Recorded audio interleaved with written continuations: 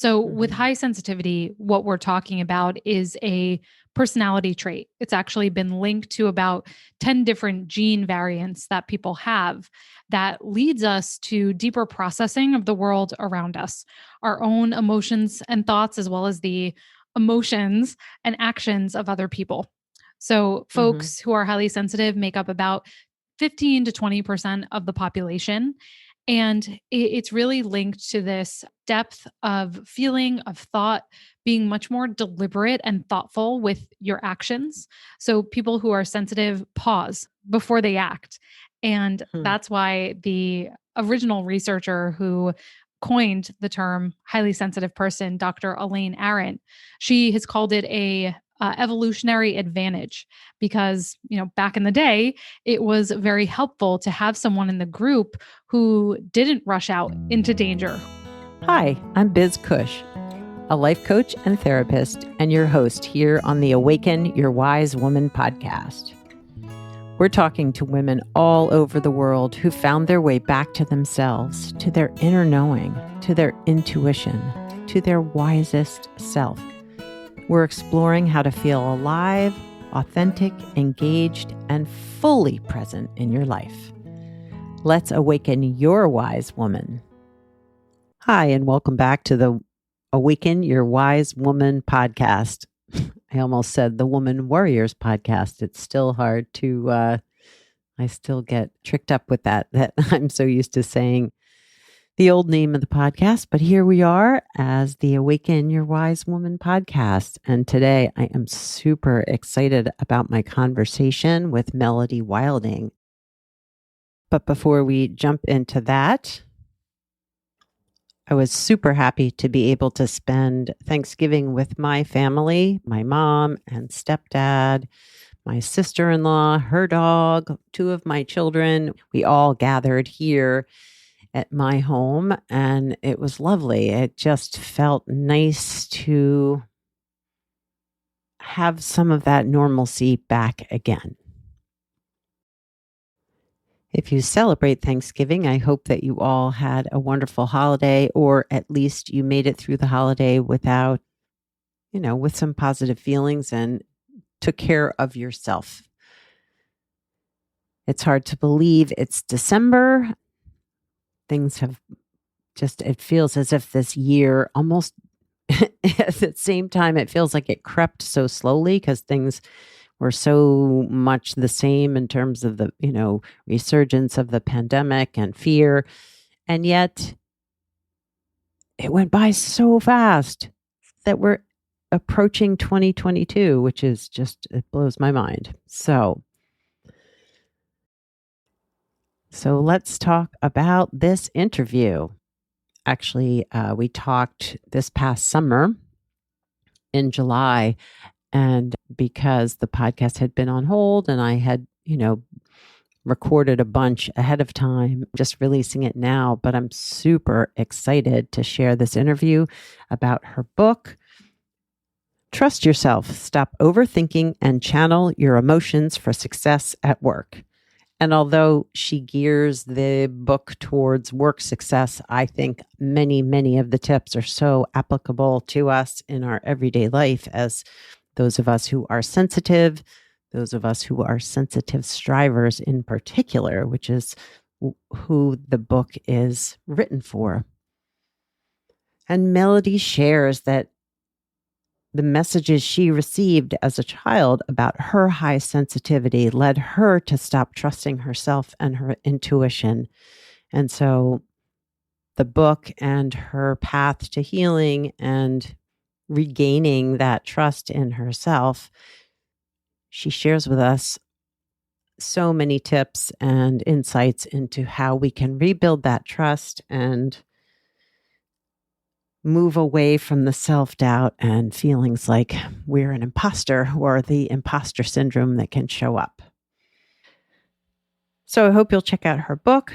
But before we jump into her bio, I just want you to know that later in our conversation, we're going to be talking about the 6 qualities of strive: sensitivity, thoughtfulness, responsibility, inner drive, vigilance, and emotionality. And so stay tuned, and you're going to hear all kinds of good stuff from Melody.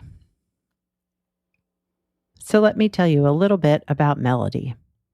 She is a licensed social worker and an executive coach for smart, sensitive high achievers, and the author of Trust Yourself, Stop Overthinking, and Channel Your Emotions for Success at Work. She was recently named one of Business Insider's most innovative coaches for her groundbreaking work on sensitive strivers, and her clients include CEOs, C-level executives, and managers at top Fortune 500 companies such as Google, HP, Facebook, Netflix, Twitter, IBM, Citibank, JP Morgan, and others. Melody has been featured on the New York Times, Wall Street Journal, the Oprah Magazine, NBC News, and has spoken at Stanford University, Walmart, Amazon, and more. She's here to help you break free from self-doubt and imposter syndrome so you can use your sensitivity as the superpower that it is. Melody is a licensed social worker with a master's degree from Columbia University and a former research at Rutgers University. She's a professor of human behavior at Hunter College and is a contributor to the Harvard Business Review, Fast Company, Psychology Today, Forbes, and Business Insider. And I was happy that she agreed to be on the podcast. I was fortunate enough to hear her speak on imposter syndrome through my coaching mastermind with Lee Shea McDonough. And we made a connection through Lee and Melody, and she agreed to come on. So I'm really excited to share this conversation with you because trusting yourself is so key and important to living more authentically, feeling like yourself in your life and living your life from that home port of you. So let's get started. Hi, Melody, and welcome to the Awaken Your Wise Woman podcast. Thank you so much for having me. It's a pleasure to be here. Oh, I'm really excited to talk to you. And I had the pleasure of hearing one of your trainings with Lee Shea McDonough about imposter syndrome, and it really so resonated with me and didn't even really connect you with your book. And then I don't know, I forget what I was like, wait a minute, that name sounds familiar. And I was like, oh my gosh, I know her. Not really, but but for those in the audience, the listeners who may not know who you are, could you share a little bit about yourself and what inspired you to write Trust Yourself, Stop Overthinking, and Channel Your Emotions for Success at Work? Yes. So my background is as a licensed social worker. So I have now been doing coaching specifically for over 10 years. And my specialty has become working with people who are at the intersection of being both high achieving. So they put a lot of pressure on themselves to succeed. They set a lot of goals and big goals for themselves, but who are also highly sensitive, meaning they think and feel everything more deeply. And I know we'll talk much more about this, but my background is in psychology and neuroscience. And so when I started out my career, saw a gap in the coaching world for people who really needed help managing their mental and emotional performance in the workplace to be more effective. Things like imposter syndrome or not taking feedback so personally or being able to let go and delegate more effectively rather than people pleasing. So that's the work I've been doing now for 10 years. I also teach human behavior at the graduate level at a university here in New York. But this book specifically came about because I wanted a way to provide all the tools and strategies, the roadmap that's worked for my clients over the years. But it's also very much drawn from my own personal experiences, being the personality type I describe in the book. And growing up as someone who, as a sensitive woman, really felt like an odd duck, could not figure out why I was so affected by everything so easily. I can even remember as a child kind of sitting there wondering, like, why am I feel like I'm feeling everything so deeply and none of the other kids seem to be noticing or nobody's like worried about anything. I just remember feeling very different from a very young age.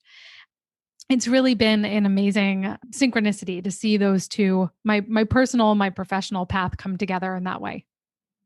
It's such a, I don't know, I think so rewarding to be able to work and having known or having benefited too from your own work, if that makes sense, being able to help others through steps that you yourself have taken and know the benefit of what comes at the other end.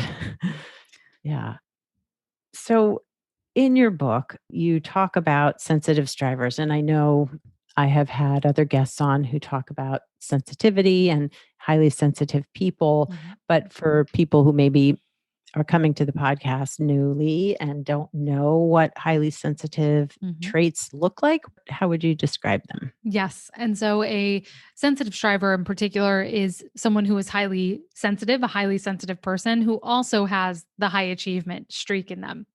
So, with Mhm. high sensitivity, what we're talking about is a personality trait. It's actually been linked to about 10 different gene variants that people have that leads us to deeper processing of the world around us, our own emotions and thoughts, as well as the emotions and actions of other people. So, Mhm. folks who are highly sensitive make up about 15 to 20% of the population. And it's really linked to this depth of feeling, of thought, being much more deliberate and thoughtful with your actions. So, people who are sensitive pause before they act. And Hmm. that's why the original researcher who coined the term highly sensitive person, Dr. Elaine Arendt, she has called it a evolutionary advantage because back in the day it was very helpful to have someone in the group who didn't rush out into danger, who was considerate and who was vigilant of the surroundings and paying attention, noticing nuances that were happening, and who was aware of other people's behavior and who was safe and who was dangerous, all very beneficial. And so that's why that trait has persisted today. Yeah. And it's, I mean, as a highly sensitive person, recognizing, and this, like the recognition came later in life for me, but knowing how, like, especially for me in conflict, it takes me time. Like, I have to process Mhm. what's been, like, what the conflict is about, how I feel, what it is I want to communicate. And sometimes that can't happen right in the moment, Mhm. like that I need to step back and then re-enter the conversation. And that's hard to do. One, like, it's hard to recognize the importance of that, but also being a person who also strives, like, I want to Mm. succeed and I work hard. It sometimes can bump up against that, desire to just move forward. Let's Yes. go. Mhm. Very much attention of two things. I completely understand that. Yeah.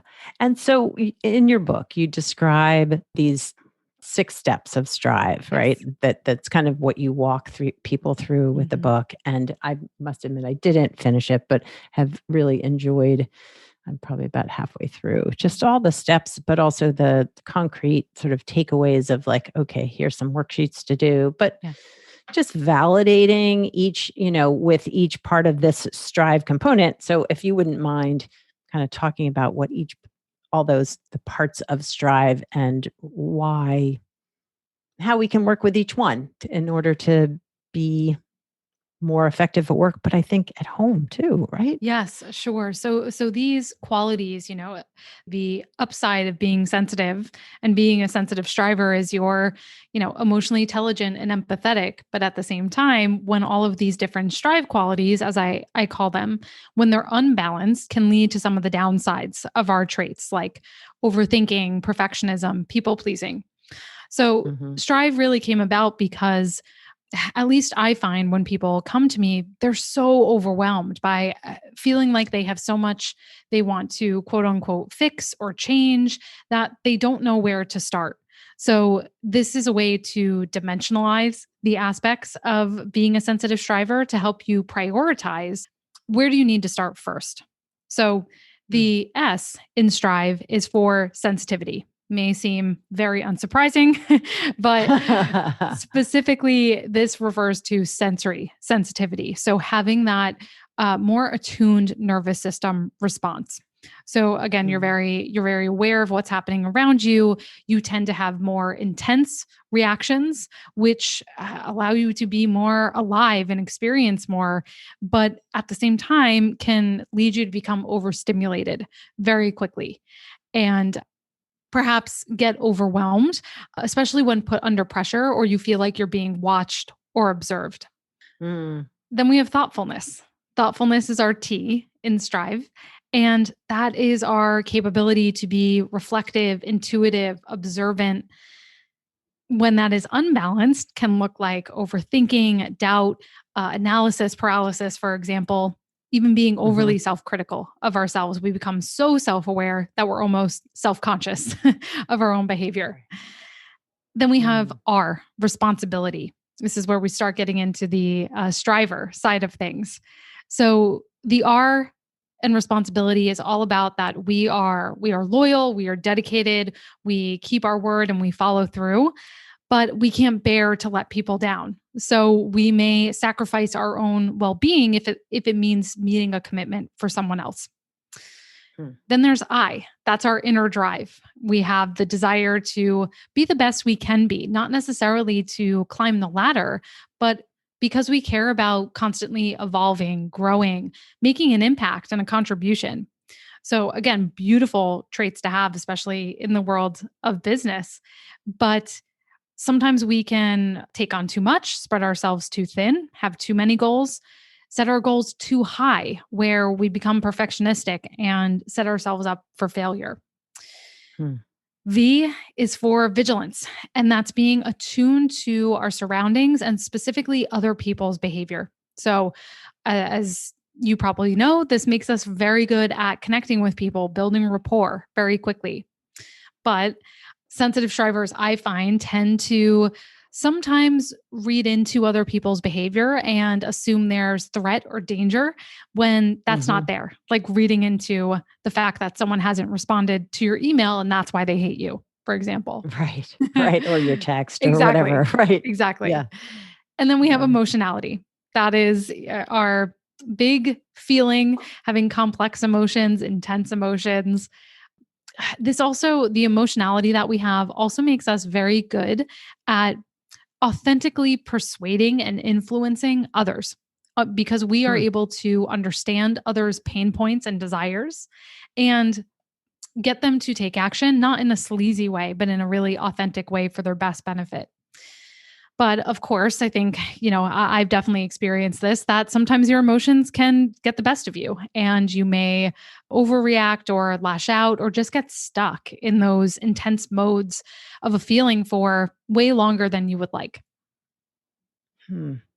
It's funny because, as I said, I've read the book, but as you were rereading them for me, Mhm. as I was hearing them, sort of the sensitivity and vigilance are like two of my. So yes, sort of picking up on my own emotional stuff, but others Yes. too. But also, I noticed. Well, I love so if I'm in a crowded place, which can feel overwhelming sometimes, Mhm. I love to people watch. So, Mm. like, sort of tuning into what they're experiencing. So, we were listening to some music and there was a family dynamic playing out in front of me. And I was so absorbed in what I was interpreting because I couldn't Mhm. hear what they were saying that I was getting upset. Like, I felt like there was this uncomfortable dynamic between the parents and the children. And I had to just like, okay, this is their stuff. Like I don't know Yes. them. And I just bring myself back to the reason I'm here is to listen to music. And I really hadn't thought about it as a part of sort of the sensitivity piece, Mhm. but it because it felt like a threat to me. I'm like, oh Mm. my gosh, like what's happening here? I need to and not that I was going to do anything about it because I didn't know Yeah. the people, but I was very invested. I was in Mhm. it. But anyway, and so I know that about myself. But I'm wondering with these strive, how did you describe them? Qualities. Yeah. Qualities, yes.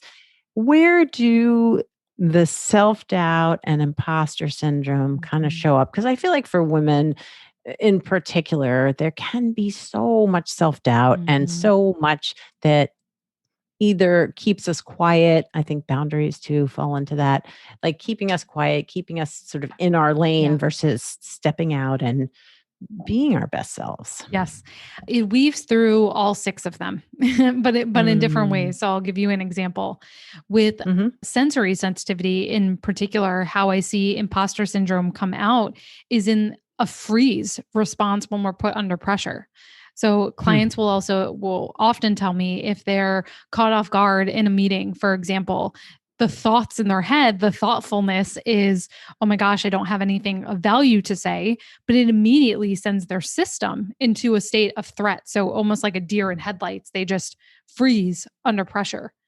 And so, Yeah. so much of the work I do with clients ends up being nervous system regulation under those pressure situations so that you are lowering your threshold of stress before you go into those potentially overstimulating situations that could send your imposter syndrome off the charts so that you have more resources to be working with and that sort of response isn't triggered. But Yeah. probably the most common, and I would say the stickiest place where imposter syndrome shows up is thoughtfulness, is the negative thoughts, the harsh self-judgments we make, not being good enough, smart enough, being a fake or a fraud who just got here by chance and luck. And so it's all those problematic thoughts that then tend to fuel heightened emotionality, for example, making Mhm. our emotions so much more intense because of the way we're interpreting, perceiving what's happening around us. That makes so much sense. Yeah, just thinking about thinking about how, yeah, the sort of inner critic could lead you to just feeling overwhelmed by all the stuff you're piling on yourself for one, but then there's so little bandwidth to actually show up and if you were in a work situation, respond or bring forth your creativity or whatever it is you had to offer, and that might further make you feel like an imposter even more. Exactly. It becomes a very vicious cycle, right? That Mm, these thoughts and these reactions lead us to respond in certain ways. Like with imposter syndrome, most people respond with some sort of form of perfectionism. So doubling down, working harder, overcompensating to prove that you're worthy. Or mm, we see retreat, procrastination, avoidance, not raising your hand, trying to hide, because doing any of those things would reveal that you actually don't know what you're doing. And so I tend to see those two kind of camps come about. mm, But then mhm. that behavior then reinforces the thought that I am an imposter and I'm not good enough. And so what we have to work on doing is breaking that cycle and then reversing it to be a more virtuous one where you're thinking different thoughts, you're taking different actions, you're getting different results.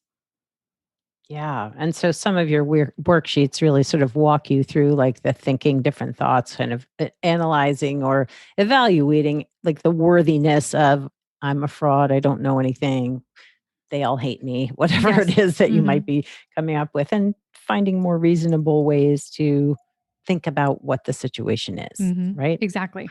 Yeah. Yeah.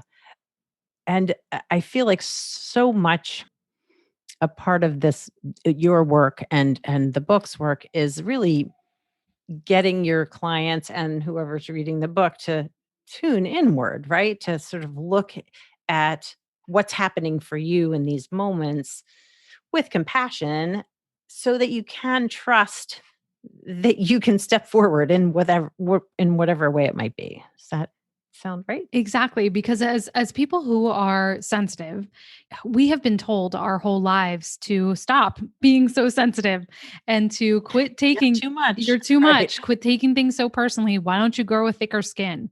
And Mm, we internalize those messages and at least for me, I took those to mean that something was wrong with me, that something was fundamentally a flaw within me. And yeah. that then led me to stop trusting myself, to stop listening or never cultivate my intuition, even though I have a very strong intuition as much as I have have Mm. not listened to it at times. But we end up looking externally. We, because of that heightened vigilance for the surroundings, we're observing other people's behavior. We get very attached to the expectations other people have of us. And, as high achievers, we always want to get the A+ and the gold star. And so that combined can lead us far away from ourselves, from defining what success means to us, or living our lives in the way to accommodate our own needs rather than the other 80% of people. Hmm. Yeah.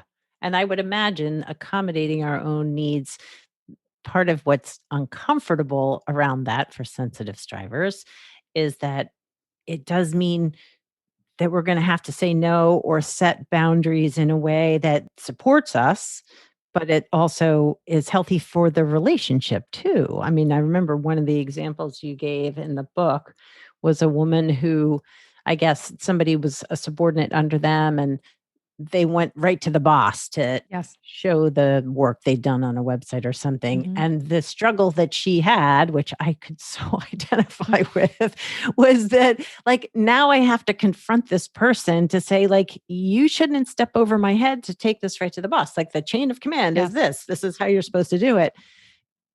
Even though he'd done this great work, that Mhm. the work he had done was valuable, but he wasn't following the rules or whatever Yes. and boundaries that were in place, but that he chose not to do. So Mhm.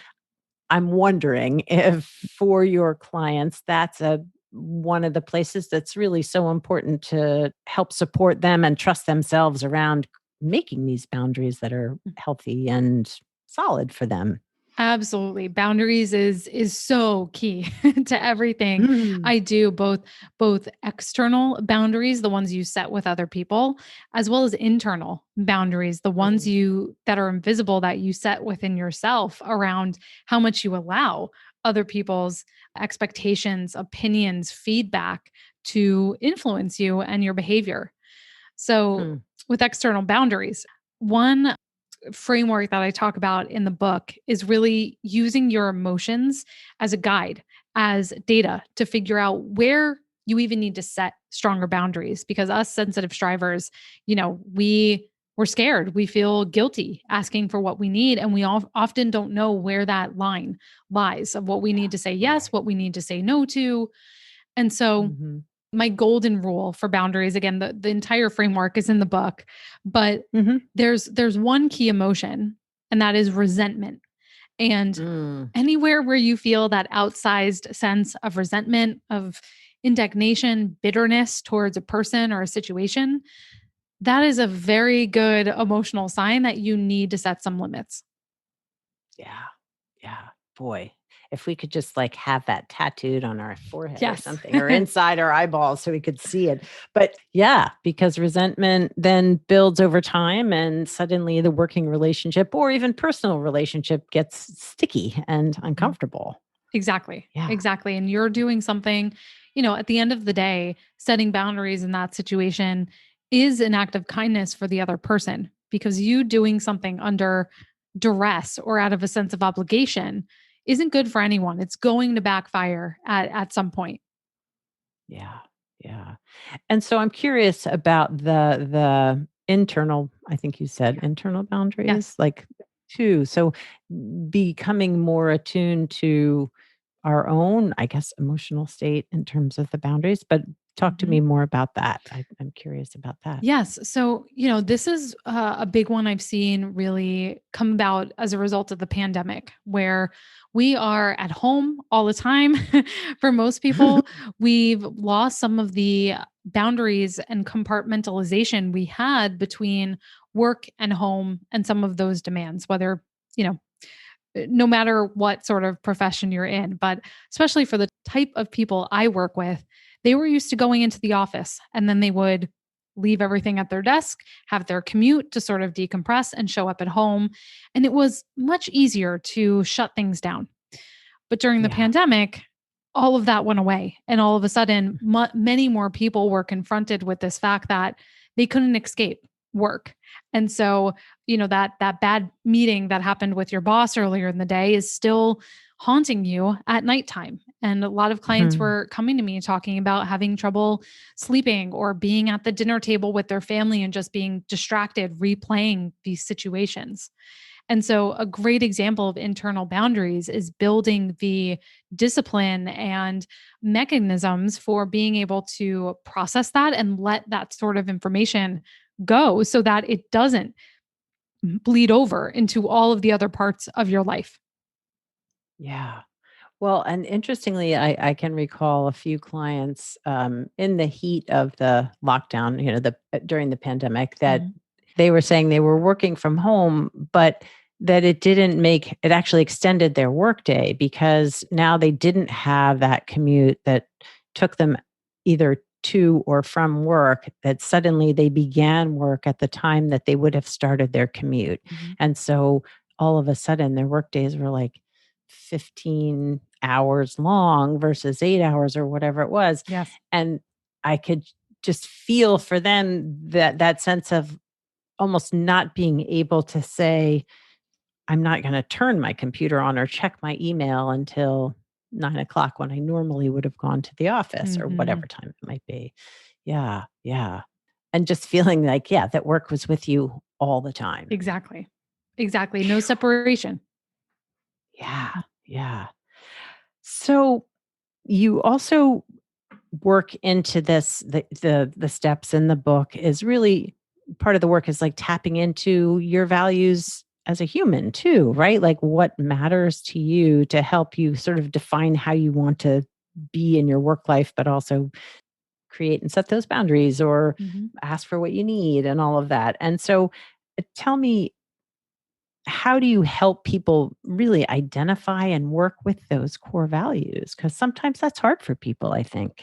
Yes, and that's the exact reason I included it as a chapter in the book because most sensitive strivers have never slowed down. We're Mm, moving so quickly. We're responding to everything that's in front of us that we have never slowed down to think about this, or we're so mm, attached to that definition of success that we see presented for us that we've never paused to step off the train and wonder how might I need to define it differently for myself, even if that's goes outside the norm of what someone else may desire or aspire to be like. mhm. So, with your values, there's a whole assessment in the book that walks you through that. But one of the most telling exercises I find is to think about the peak moments of your life. Times in your life when you have been at your best, you have been your happiest, most contented self. You feel like you are making an impact or a contribution. Everything's just flowing. Hmm. What was happening then, and what values, what principles may lie beneath the surface of those situations or tie through all of them? Is there a certain theme that binds through all of those different situations? Yeah, yeah. I was thinking of like, yeah, service to others Yes. or kindness or Mhm. I don't know. Yeah, good work, Yeah. solid putting yourself fully into the work. Mhm.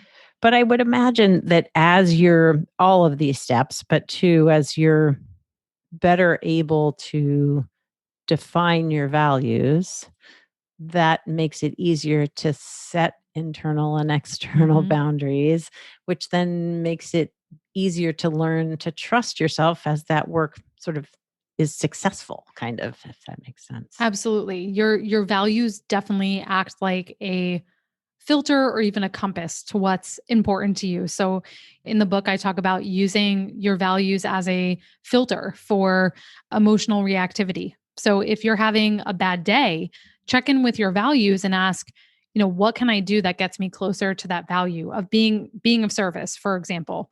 Can You're Mhm. having a rotten day. Could you send a email to a colleague, for example, letting them know how they were helpful to you? Can you leave a review for an author whose book you recently enjoyed, for example?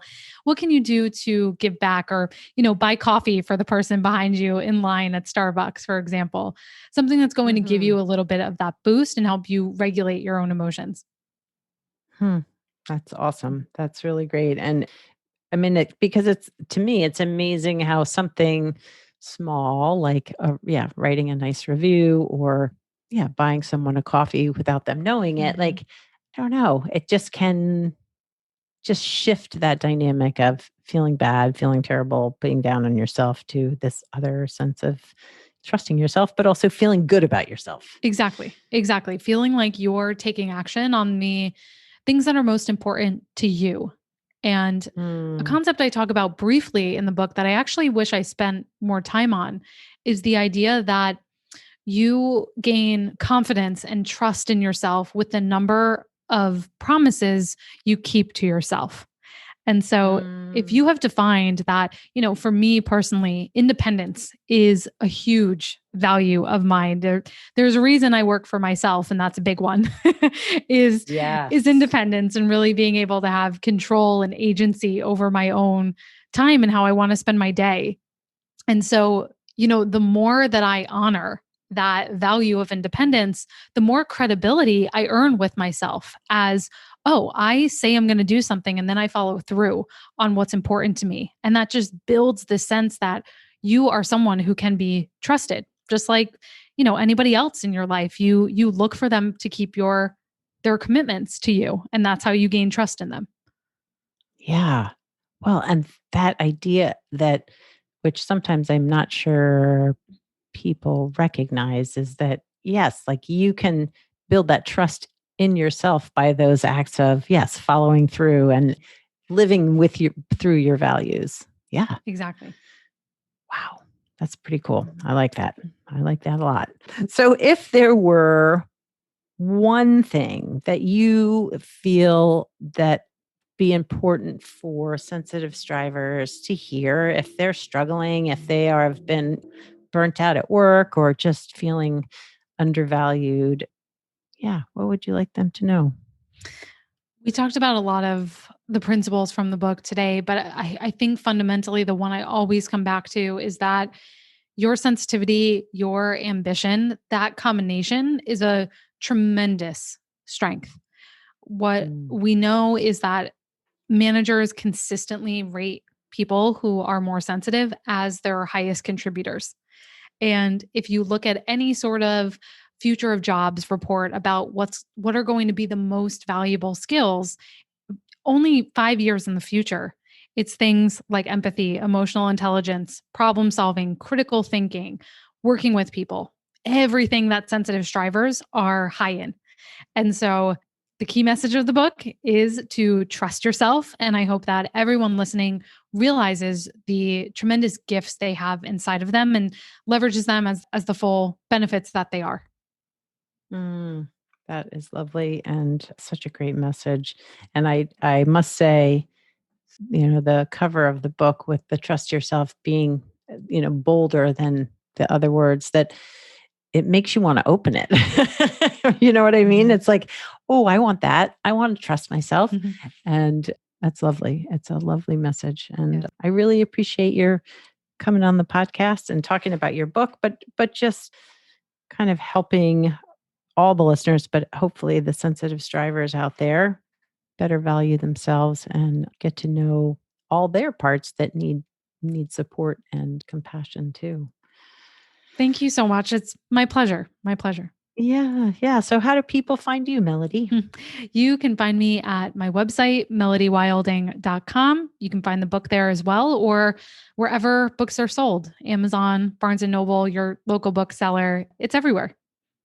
Yeah, and you're on social media too, right? I am. I'm on all of the social channels at Melody Wilding. So you can find me there. Nice. Awesome.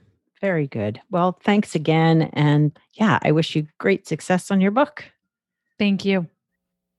Well, for all you sensitive strivers out there, I hope that you took away some gems from this conversation that I had with Melody and her book. Trust yourself, because that is so, so important. As I keep saying, like, trusting yourself is one of the best gifts that you can give to you. But we have to learn sometimes how to value and trust ourselves, especially if we are a highly sensitive person. But even if we've just grown up in a household where it was hard to show up fully. And